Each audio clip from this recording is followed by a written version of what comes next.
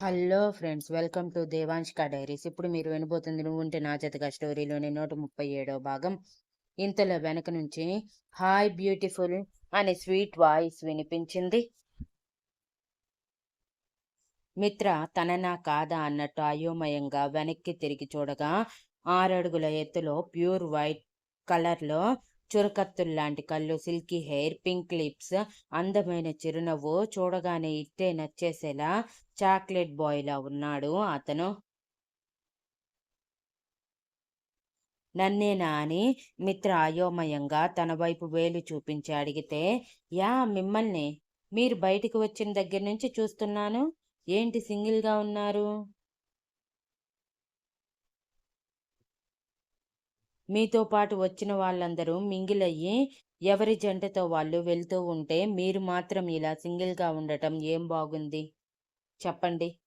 అందుకే నాతో జాయిన్ అవుతారా అని అందమైన చిరునవ్వుతో చాలా స్వీట్ వాయిస్లో చేయి ముందుకు పెట్టాడు.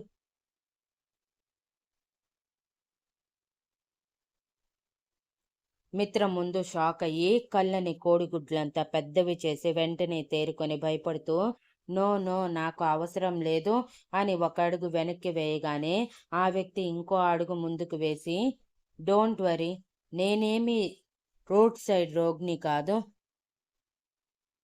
ఎంఆర్ఐ ఎన్ఆర్ఐ రిటర్న్ అని గర్వంగా చెప్తూ, మీరు చాలా అందంగా ఉన్నారు. ఇలా సింగిల్గా ఉండటం ఏమాత్రం బాగోలేదు. మీకు ఇష్టమైతే మీరు వెళ్ళేంత వరకు నాతో మింగిల్ అవ్వండి అని చిరునవ్వుతో మళ్ళీ అడిగాడు.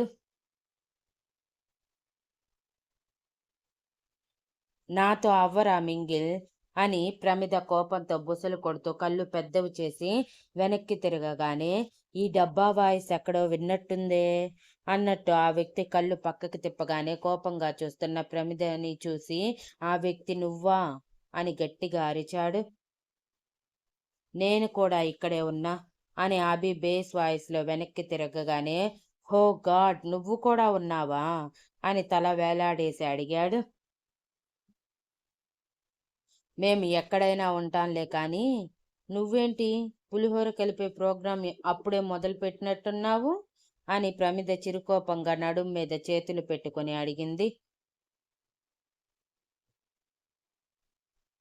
మిత్ర అయోమయంగా మిత్రకి అంత అయోమయంగా అనిపించి, ఇతను మీకు ముందే తెలుసా అని అడిగింది. అభి మిత్ర దగ్గరికి వచ్చి ఆ వ్యక్తి వైపు కోపంగా చూస్తూ మిత్ర భుజం చుట్టూ చేయి వేసి, ఎందుకు తెలియదు, మన కంపెనీలో ఒక పార్ట్నర్ కొడుకు, ఫ్యామిలీ ఫ్రెండ్.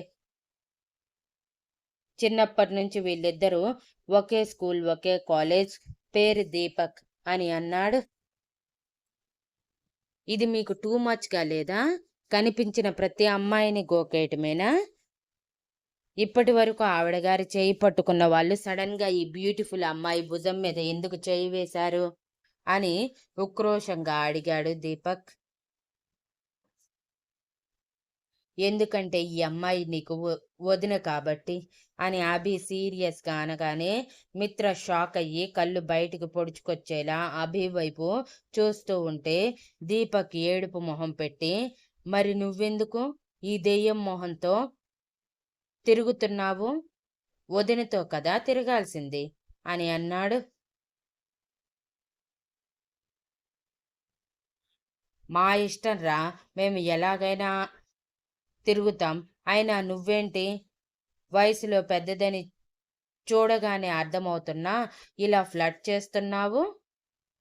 ఇదే పనిగా పెట్టుకున్నావా ఏంటి వచ్చిన దగ్గర నుంచి అని అభిసి చిరుకోపంగా అడుగుతూ దీపక్ దగ్గరికి వెళ్తూ ఉంటే దీపక్ వెనక్కి జరుగుతూ, చూడు అన్నయ్య, మ్యాన్ హ్యాండ్లింగ్ అంత మంచిది కాదు కాబట్టి సామరస్యంగా మాట్లాడుకొని తెలుసుకుందాం అని కాళ్ళ బేరానికి వచ్చాడు.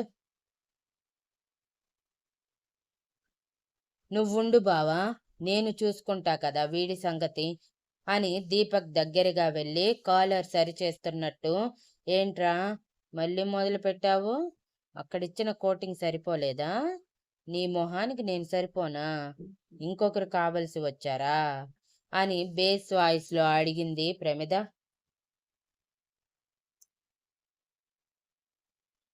దీపక్ ప్రమిద చేతుల మీద చేతులు వేసి, నాకు నువ్వెందుకే? నాకు నీలా బెదిరించే అమ్మాయి అవసరం లేదు. నేను అందమైన, అమాయకమైన, నేనేం చెప్పినా వినే అమ్మాయిని వెతుక్కొని మరీ పెళ్లి చేసుకుంటాను అని బింకంగా అన్నాడు. ఏంట్రా, ఏం గుసగుసలాడుతున్నారు అని అభి బేస్ వాయిస్లో అడిగితే, మిత్ర మాత్రం అయోమయంగా, అదేంటి వాళ్ళిద్దరూ అంత క్లోజ్గా ఉన్నారు, ఎప్పుడో స్కూల్ టైం అండి, ఇంటర్ టైంలో చదువుకున్నారు కదా అని అయోమయంగా అడిగింది. వాళ్ళిద్దరూ ఒకరినొకరు లైకింగ్లే, ఫ్యూచర్లో లవ్వింగ్ వరకు వెళ్ళి చివరికి మ్యారేజ్ వరకు వెళ్తుందేమో తెలియదు అని భుజాలు ఎగరేసి నార్మల్గా అన్నాడు అభి.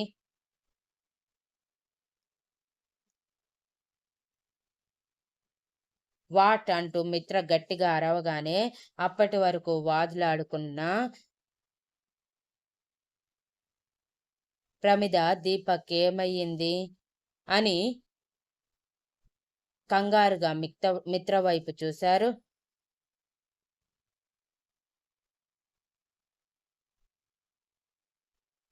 అభి చిరునవ్వుతో మిత్ర తల మీద మొట్టి, ఎందుకే చిన్న విషయానికి కూడా అంత పెద్ద ఎక్స్ప్రెషన్ ఇస్తావు అని అడిగాడు. అది ఏం లేదు సార్, మీరు చెప్పిన విషయం అలా అనిపించింది అంతే అని ప్రమిద దీపక్ వైపు చూస్తూ ఉంటే, ప్రమిద చిరుకోపంగా దీపక్తో, నువ్వేంటి ఇక్కడ, వచ్చి రాగానే రోడ్ల మీద పడ్డావా, ఏ అందమైన అమ్మాయి దొరుకుతుందా అని చిరుకోపంగా అడిగింది. అవును, నీలాంటి జిడ్డు మొహాన్ని ఎవరు చూస్తారు, లండన్లో తెల్ల మొహాలని చూసి చూసి విరక్తి వచ్చేసింది, అందుకే ఇక్కడ అందంగా ఇన్నోసెంట్గా నాకు సరిపడే అమ్మాయి ఎవరైనా దొరుకుతుందేమోనని వెతుక్కుంటున్నాను. ఒకవేళ దొరికిందంటే వెంటనే ప్రపోజ్ చేసి పెళ్లి వరకు తీసుకువెళ్ళి పెళ్లి చేసుకుని డైరెక్ట్గా లండన్ వెళ్ళిపోదామని ప్లానింగ్లో ఉన్నాను అని సీరియస్గా అంటూ తన సిల్కీ హెయిర్ని యాటిట్యూడ్గా ఒక చేత్తో వెనక్కి అనుకున్నాడు.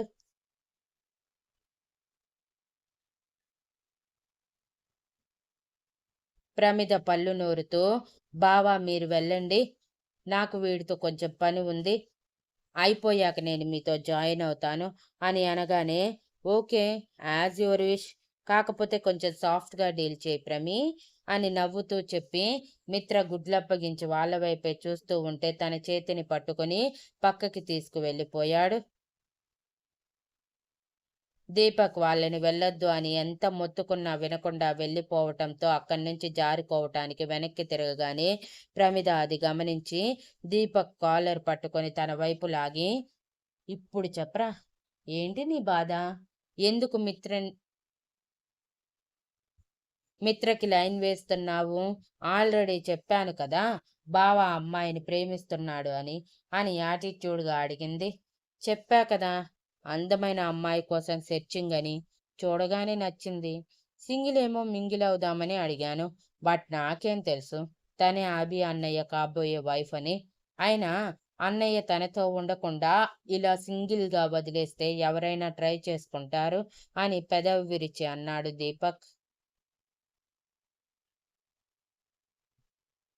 చాలా ఎక్స్ట్రాలు పోతున్నావు రోయ్, నా గురించి తెలుసు కదా అని చేతికి ఉన్న ఒక గాజుని వెనక్కి అంటూ కళ్ళు పెద్దవి చేసి అనగానే, ఏంటే, కొడదామని రెడీ అయ్యావా ఏంటి, రా చూసుకుందాం అని కరాటే పొజిషన్కి రాగానే, నాకు ఇది అవసరం లేదురా అని కన్నింగ్ స్మైల్తో అంటూ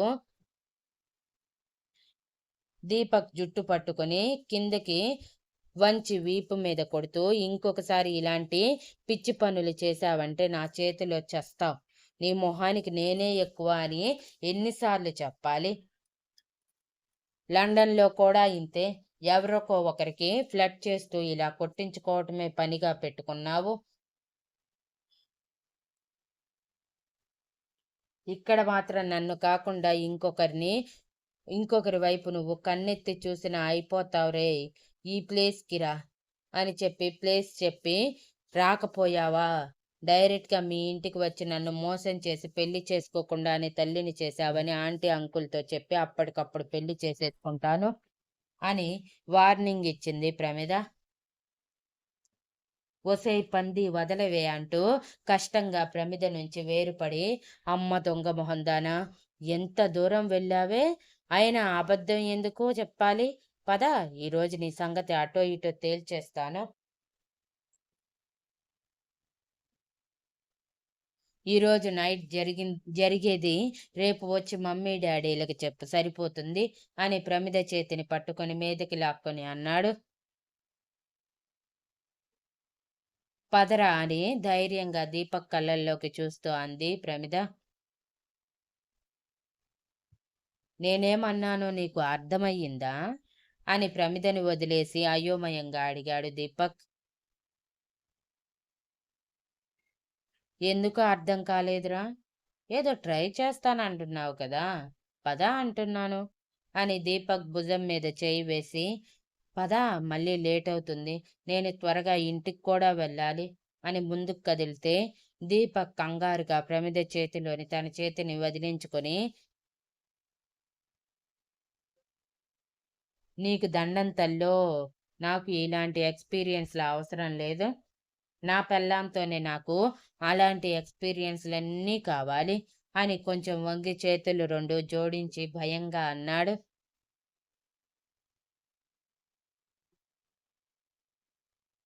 కదా! అందుకే ఇలాంటి పిచ్చి పిచ్చి వేషాలు వేయకుండా నోరు మూసుకొని స్టడీస్ మీద కాన్సంట్రేట్ చెయ్యి. మరొక 3 సంవత్సరాల తర్వాత ఇద్దరం పూర్తిగా సెట్ అయ్యాక మమ్మీ డాడీలకి మన విషయం చెప్పి గ్రాండ్‌గా పెళ్లి చేసుకుందాం.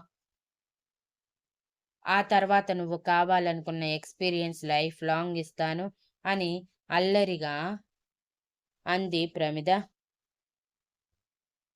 ఏయ్! ఒక మగాడు మరో మగాడిని పెళ్లి చేసుకోకూడదు. అలా చేసుకుంటే నన్ను తేడాగాడు అనుకుంటారందరూ. నా వల్ల కాదు అవన్నీ అని వెటకారంగా అన్నాడు దీపక్. అంటే ఏంట్రా? నీ కళ్ళకి నేను అమ్మాయిలా కనిపించటం లేదా? అని దీపక్ మీదకి వెళ్తూ ఉంటే దీపక్ వెనక్కి వెళ్తూ, ఇదిగో ఇలా రౌడీల మీదకి వస్తూ ఉంటే చూసి ఎవరైనా నిన్ను అమ్మాయి అనుకుంటారా? నువ్వే చెప్పవే అని కళ్ళు పెద్దవి చేసి అంటూ,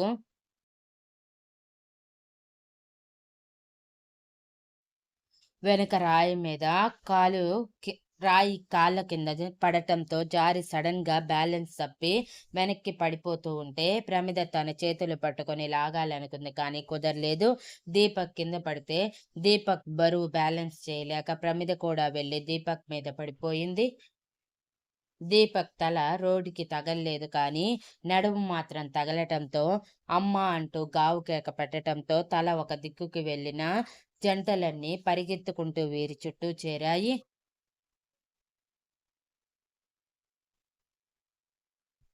ప్రమిద కంగారుగా పైకి లేస్తే, అమ్మ బాబోయ్! నా నడుము ఇరిగిపోయిందిరా నాయనా! పెద్ద ఉప్పు బస్తా వచ్చి మీద పడ్డట్టుంది ఇది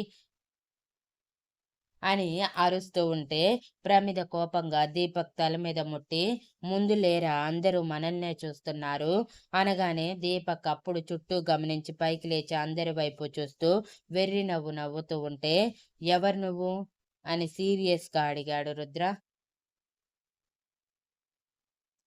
తను మా ఫ్యామిలీ ఫ్రెండ్. ప్రమిదతో పాటే లండన్ నుంచి వచ్చాడు. ప్రమిదతో పాటు అక్కడే చదువుకుంటున్నాడు అని అన్నాడు అభి.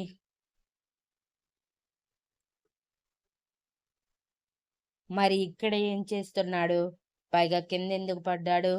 అని బేస్ వాయిస్‌లో సూటిగా చూస్తూ రుద్ర అడుగుతుంటే, రుద్ర కళ్ళల్లో కోపం చూసి దీపక్ భయపడుతూ మనసులో, ఇతనేంటి ఇంత కోపంగా చూస్తున్నాడు అని అనుకొని ప్రమిద భుజం మీద చేయి వేసి, ఎవరితను అని గుసగుసగా అడిగాడు.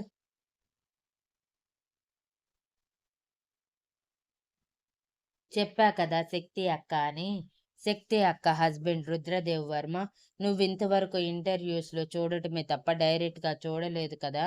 అందుకే అలా అడుగుతున్నావు అని నవ్వుతూ చెప్పి రుద్రతో, "ఇ బావగారు ఇతను నా ఫ్యూచర్ హస్బెండ్ అని పరిచయం చేసింది.